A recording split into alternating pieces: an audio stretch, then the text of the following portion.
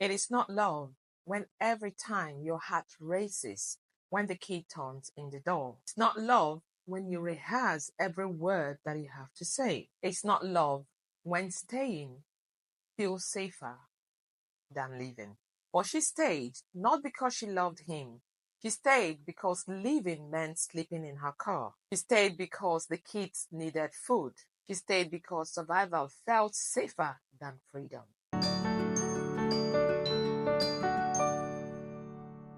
Let's be honest, that is not love. That is called survival. And too many are calling it commitment. Let's talk about this truth. These kind of truths that hide behind closed doors and forced smiles. What happens when survival, not real love, becomes the reason why you stay? Not just in your relationships, but in family ties, in workplaces, even in friendships. Love is a choice, but survival is a necessity. Love gives you the space to breathe, to feel safe, and to grow. Survival, it is calculated. Survival is choosing silence over truth. It is walking on eggshells to avoid conflict. It's giving everything, virtually everything, for getting crumbs, for showing up anyways, because the unknown is scarier. Here's how you know that survival is running the show in your friendship, in your relationship, or in your workplace. You feel anxious, you feel hyper alert, much more than you feel calm.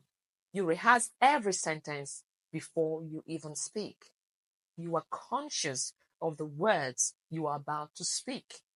You're careful not to offend, not to upset, and you daydream living, but you are paralyzed by the what ifs. Feel more like a caregiver, a manager, or even a hostage than a partner. The thing is that survival can be very subtle. It hides in the excuses you make. He's just tired. I think I must have said too much. I think I pushed him too hard.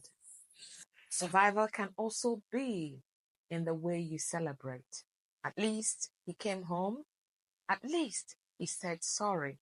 Survival is the slow fading of your voice, of your joy, and of your needs. If any of this sounds familiar, you are not alone.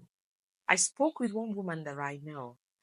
From the outside, she has a wonderful family, beautiful. But this woman, she has not felt love for over a decade.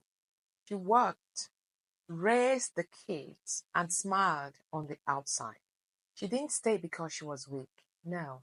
She stayed because she didn't have any money.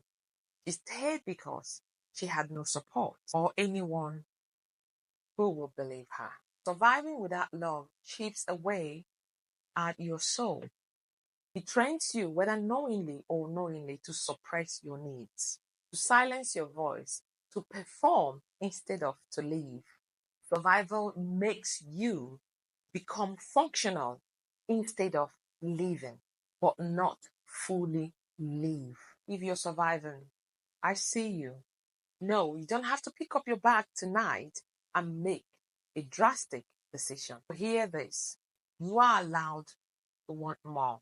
You are allowed to choose peace over fear. You deserve to love, to be loved, and in safety. Survival is powerful, but it's not the destination. There comes a point that survival is no longer enough. When you start craving something deeper, to live, to laugh without guilt, to sleep without fear, and to wake up without dreading the day ahead.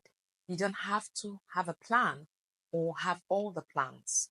You don't have to fix everything today. You can start by naming it what it is. It is surviving. This is not love, but it is surviving. I am surviving.